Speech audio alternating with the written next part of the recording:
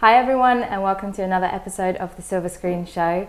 I'm Alenya as always, and this is Abu as always. Hello. How are you tonight? I'm doing well. We had to reshuffle the show because of a last minute substitution from our good friend. I don't want to shame you too much, but Mo. 1 hour notice is not good enough, man, and there'll be punishment. And There will be consequences. You will be assigned the worst films, aka 50 Shades. And even worse. Or worse, if anything. All the DC films that you hate, you have to watch and review them. You have to. Yeah, you have to write the reviews and do the reviews, and not 1 minute reviews, full-on reviews. Full on. So it's been a bit of an exciting week with the Oscar nominations coming out. Yeah. And so we're going to talk about that in a minute, but first we're going to go into a couple of the films that have come out. I'm going to start with Downsizing. Yes. This is a film starring Matt Damon, Kristen Wiig, Christoph Waltz is in it as well. He was pretty good. Neil Patrick Harris was in it for a bit. I've seen him for a while. Yeah, I know. What's he been up to recently? I follow him on Instagram as well, and he hasn't been doing a lot there either. Since How I Met Your Mother went out of business. Yeah, you know what? He made enough money that he can just do what he wants anyway. Okay, this is about a new scientific breakthrough that they've made. They think it's going to save the planet. It's called downsizing, and basically you become 0.3% of your actual size. They shrink you all the way down, and this increases your equity by like 1,000% or something like this. Because reasons. Yeah, exactly. They're like, you know what? You can save the planet, but also you become stupid rich when you downsize. So Matt Damon and his wife, Kristen Wiig, to go through with the procedure. And it's interesting. It's okay, basically. I mean, I saw it earlier. It didn't make me feel anything. Yeah, I just came out going, I saw it. That was 2 hours. Well, because I've not seen it, but like they were advertising this movie for months. Like it was in the cinema like back in like November time. Yeah. Like plugging this movie. I'm like, what is this movie? It doesn't look remotely interesting. Why are you spending so much money? The thing is, I really wanted to see it because I like weird stuff like that, and the whole idea of it like saving the planet, you know, it doesn't work out great in the end, but it draws on a lot of really interesting themes. So even, you know, they have this procedure and they think it's going to be great for mankind, but you still have the same problems. You still have the same problems as like immigration. You still have like illegal immigration and like so there's like a really bit that, so they have like these communities where the small people live. And then there's a bit where no, they call themselves like the small people, and then big people, and then there's the big people who are like, aren't you just a leech on our economy, and you're not even paying tax and all this kind of stuff. Where does all this come from? It's really like there's a lot of like stereotypes coming out and a lot of discrimination in it, and then you have like dictators using it as a punishment. Okay. And downsizing people as a punishment. Why not just kill them? I know, it's a little bit ridiculous.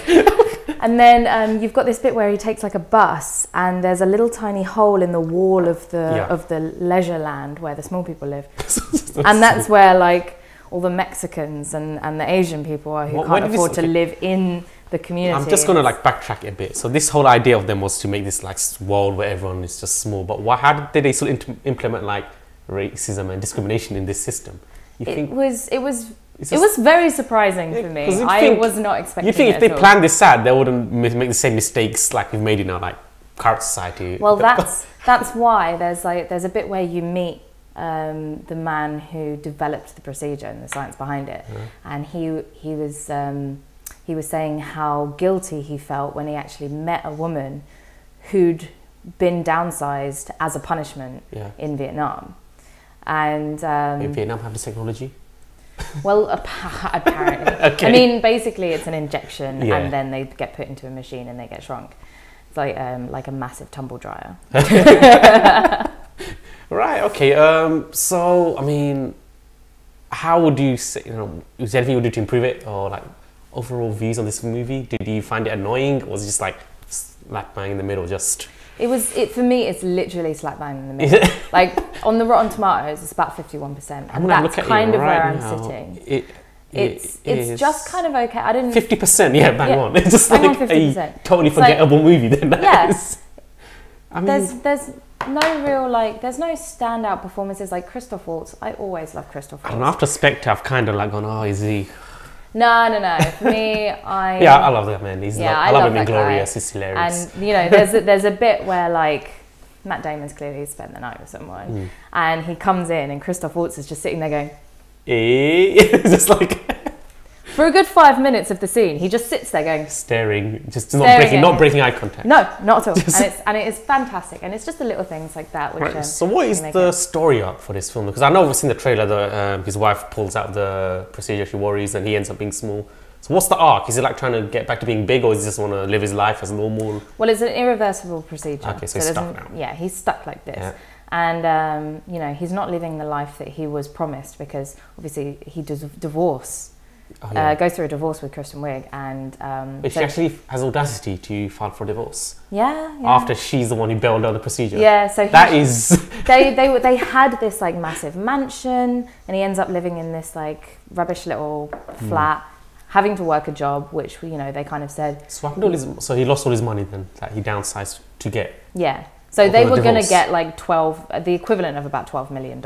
Okay. To live on for basically the rest of their lives. But then she divorces him and takes the money. Yeah. That's really harsh on him. And then he has to work, but he can't work as what he was doing before, an occupational therapist, because he was like, I don't have to work and I don't want to like transfer my license across states. So why would I do that? And then he finds out, oh, now I have to work again.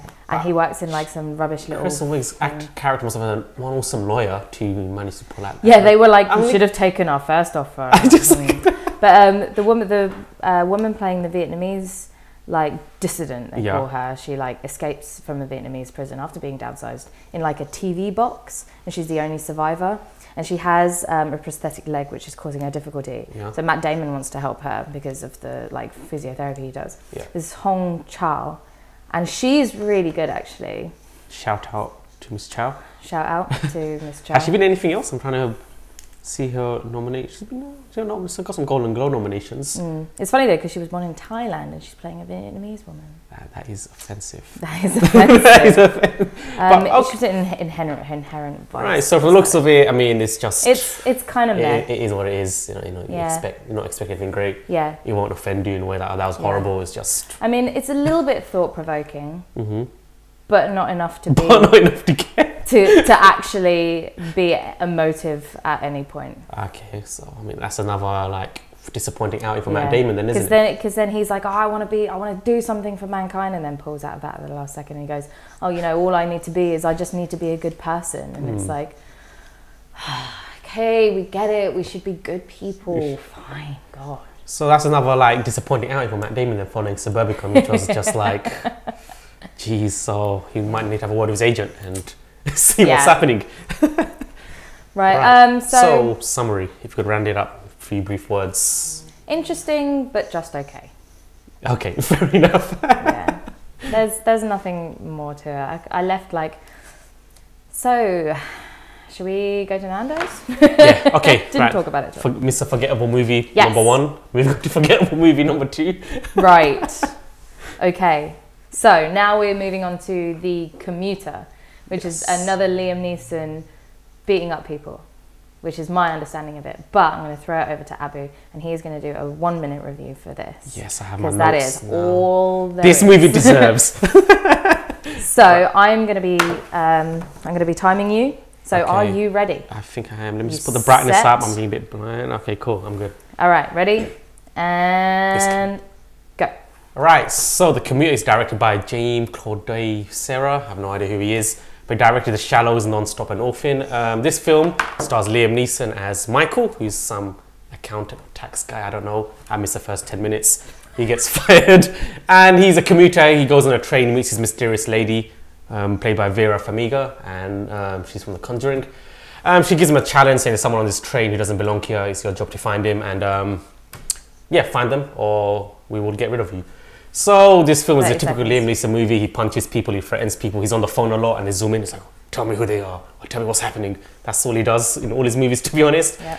It's nothing too interesting. I mean, if you like Liam Neeson movies like Non-Stop and Taken, you'll love this. Well, not love it, but you'll enjoy it. It's not as good as Taken, but it's pretty much there with Non-Stop.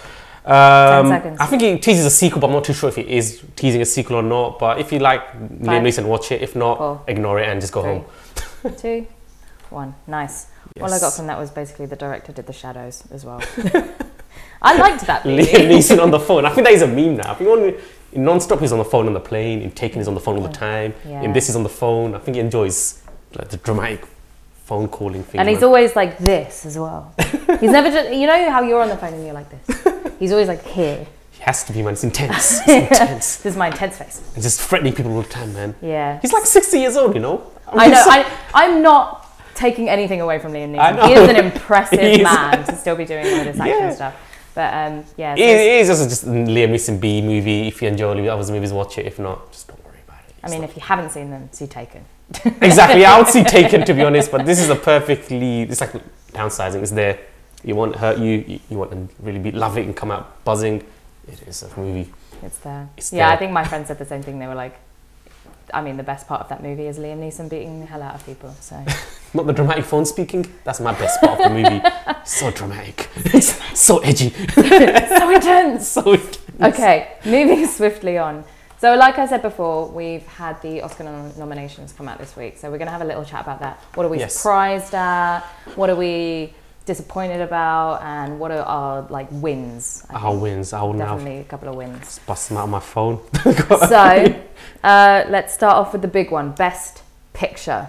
Yes. So here we have Call Me By Your Name, which was a gay romance that came out end of last year. Darkest Hour, Gary Oldman playing Winston Churchill. There we go. That's in the bag. I mean, who can top that? Gary Oldman playing. Maybe Dunkirk, also based in World War II. Who knows? But it didn't have Gary Oldman in a fat suit though. Didn't. But it did have Harry Styles though. Oh wow. So Dunkirk, which is the story of Dunkirk in World War II. Get Out.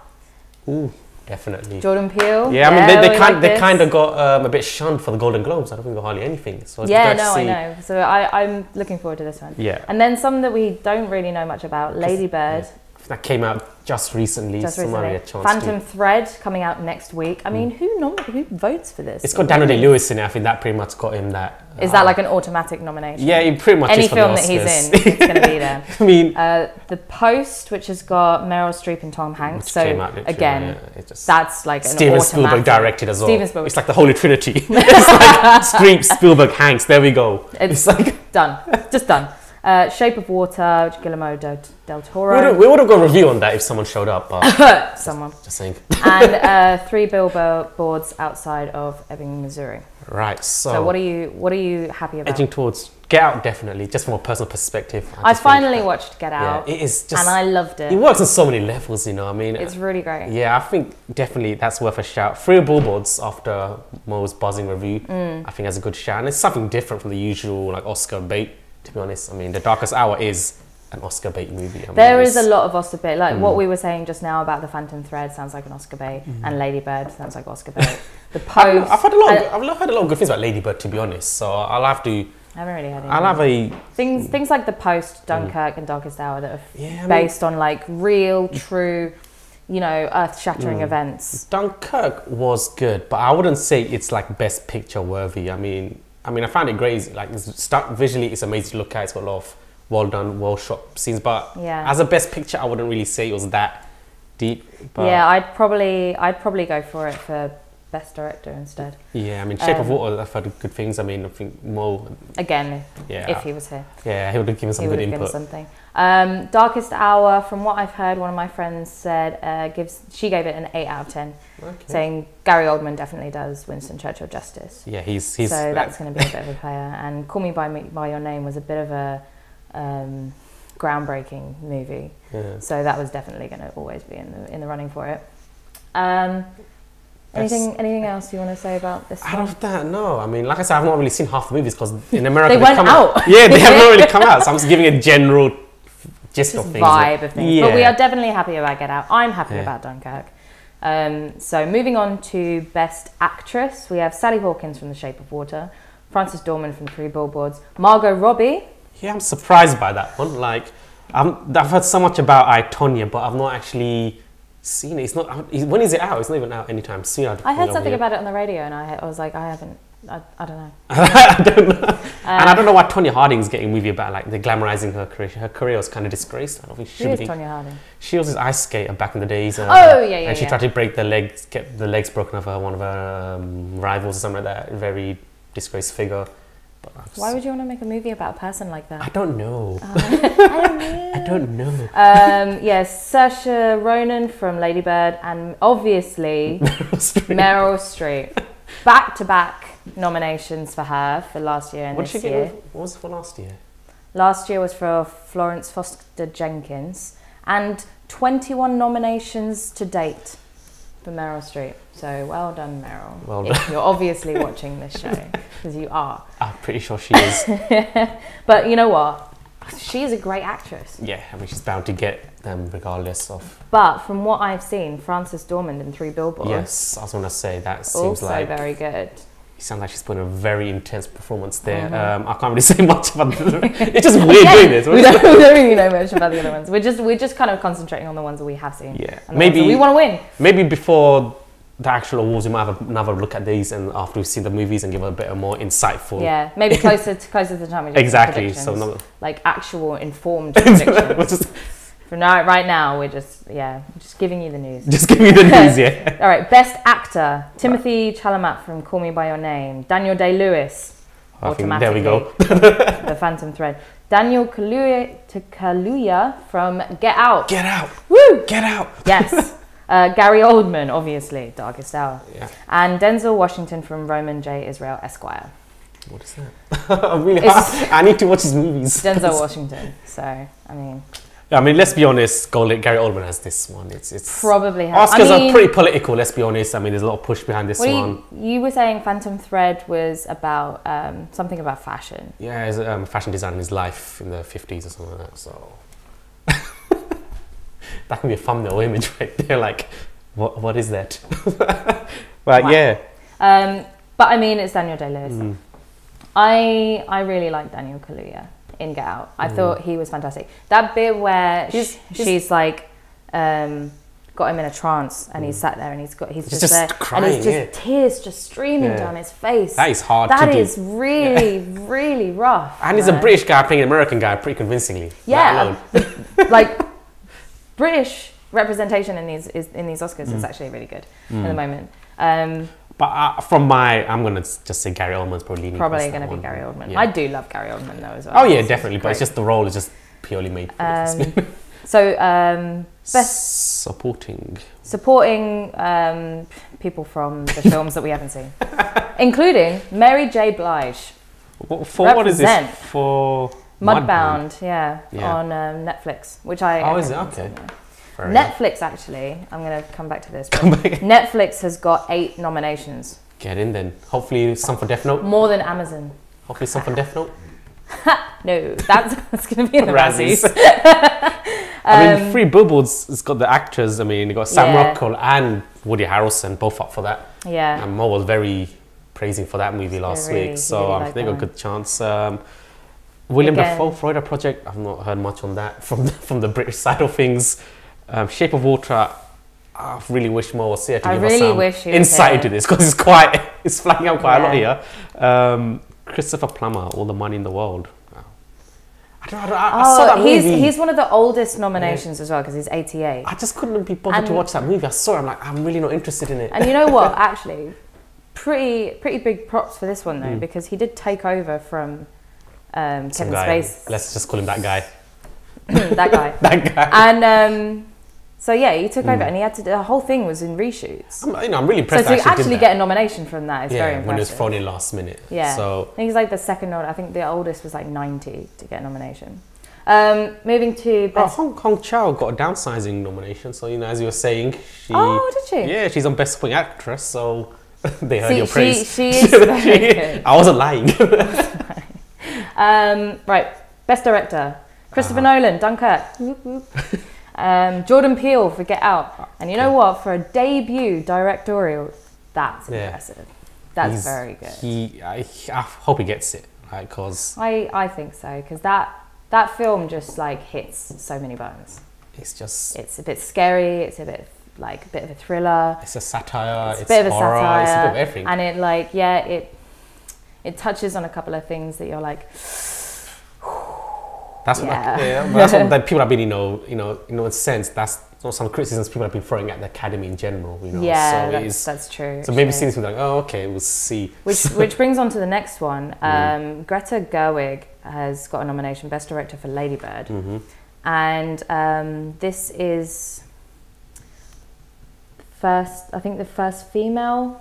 No. I think it's been like 8 years since the last female was nominated. Catherine Bigelow on Hurt Locker, right? Yes. That was the last time, ages ago. So 8 years since a nomination for a female. I think they heard after, the debacle at the Golden Globes. I mean, there was not a single woman on that, even though that was quite good. I mean, Patty Jenkins got a miss on that. So did Greta Gerwig. So, like, what's this? Like, they told me this, because I think Ridley Scott got a nomination for the Golden Globes. I mean, he does what he does, but it wasn't like groundbreaking. So I think Oscars kind of did pay attention this year. So it's good to see. And then we've also got Paul Thomas Anderson for The Phantom Thread. Again, comes out next week. Go and watch it. I'm not. Yeah, we won't be watching it. And Guillermo del Toro for The Shape of Water. And he's made... give that review because of this missing Ghost here. So he's made like 9 films, none of which have been nominated for an Oscar. So he deserves. So this is his first. They better not just give it to him because of he deserves one. The Oscars. Is it like a DiCaprio? Yeah, moment? DiCaprio won it for Revenant, which, to be honest, really wasn't his best. But yeah. Oh well. If Jennifer Lawrence has one, he should get one. So. So I want to do like a couple of special mentions. Yes. Disaster Artist. I did not hit her. It's not true. Got a nomination for Best Adapted Screenplay. Another one for Best Adapted Screenplay, which I think we're both going to be happy about, is Logan. Yes, amazing. And I think one of one of the few superhero movies that actually get nominated. There has been a superhero movie recently. So very, very recently, Guardians of the Galaxy 2 has got a nomination for Best Visual Effects. I would give that to Blade Runner. Yeah, so other ones for Best Visual Effects are Blade Runner 2049, which was just incredible. Guardians of the Galaxy 2, Kong, Skull Island. Boar Island. Nah. Enough about that. Star Wars, The Last Jedi, or War of the Planet of the Apes. Ooh, that was actually very nice. Yeah. I think I'd between that or Blade Runner. Blade Runner, yeah.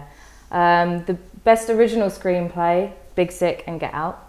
I think Big Sick, that's impressive for that to go on. I mean, was it Kumar Nanjiani? He made a bet with Edgar Wright. So Edgar Wright said, I bet you will get an Oscar nomination. And he said, if I do, I'll eat a bowl of Brussels sprouts. And amazing. He did. So they filmed it and he's eating an entire bowl of Brussels sprouts. That's he's one of the people who, he's actually got a nomination for something he's not as well known for. So he's known for the acting and the comedy, but he got a nomination for the writing. Yeah. Original songs, Coco. Coco. Remember Me.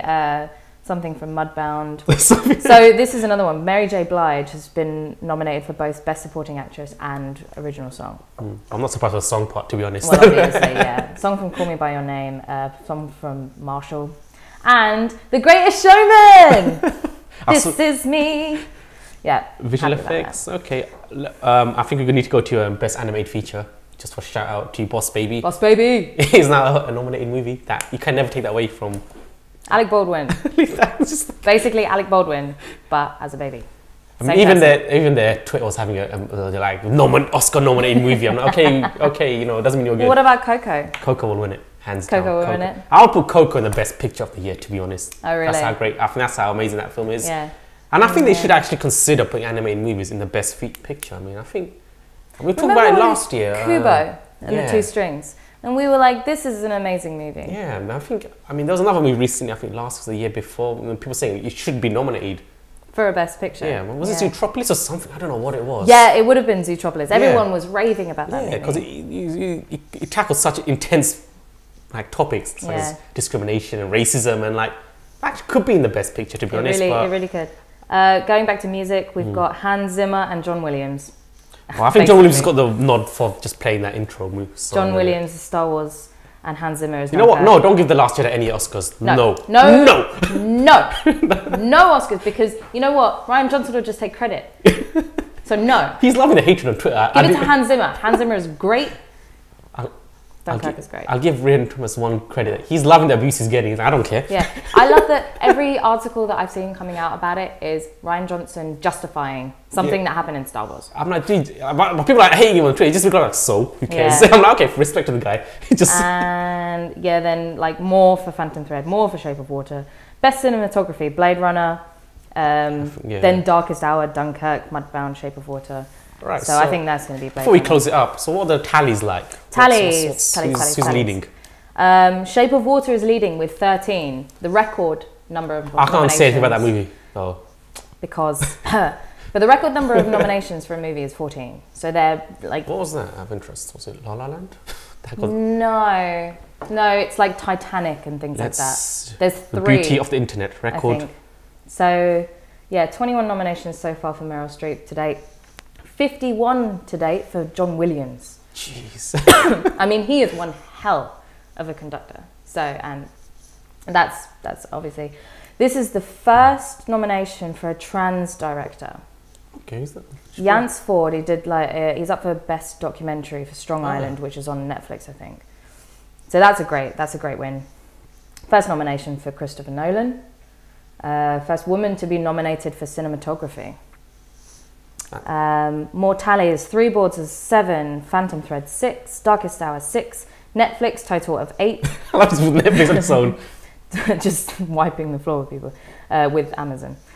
Dunkirk at 8, Blade Runner 5, Ladybird 5, Get Out 4, and then we've got some for Logan, Beauty and the Beast, Victoria and Abdul, Baby Driver, I, Tonya. For all the editing graphics. Yeah, editing. Baby Driver I think is up for editing. And so stuff, have a quick look at the nominations. Like 15 was 3 films have Ben-Hur, 11, 15 categories available for nomination, Titanic 12, 17 categories. Oh, 17. That was Titanic, and the Lord of the Rings, Return of the King, had 17 categories. Wow. So, yeah, well, or nominated for 11. Oh, it says 14 out of 17 was Titanic. Yeah. Oh, that's what they're doing, I can see, because obviously the category, number of nominations can change each year. So Ben-Hur was 11 out of 15. So do the maths. Yeah. And the Lord of the Rings, Titanic were both out of 17. So, okay, it differs. So I can really tell what So Shape of Water is pretty up there. So that's probably a good film to see. Yeah. But we would have known more had someone turned up. You can do the review next week. Yeah. So I think in general, we're Get Out kind should of win all happy. 4. Yeah, we should get 4 for Get Out. 1 for Logan, please. And like, 1 for Logan. Maybe a couple please. for like Dunkirk and Hans Zimmer over John Williams, like always. Not in a personal way, because I actually really do love John Williams and his score, but Star Wars shouldn't get any representation at all. Anyway. I love Boss Baby get it. Boss Baby! Boss Baby. No, it's got to be Coco. If Coco doesn't get it, man, I'm boycott Oscars next year, man. Hashtag boycott Oscars. I mean, that comes out every year, though. Yeah, I know. And nothing happens. Nothing does, of course. So we'll probably do another thing with our predictions for the Oscars closer to the Once we watch the rest of the movies, which aren't out yet. It's not our fault, they all pretty much come out recently in the UK, so... Well, I mean, Phantom Thread has not come out yet. Well, the I, Tonya, none of these ones. I don't know. But yeah, we will get a better rundown of this and do some predictions soon. Cool. But that is all the time we have for tonight. Awesome. So these guys will catch you next week. So have a good weekend. See you later. See ya. Bye. Hang on here.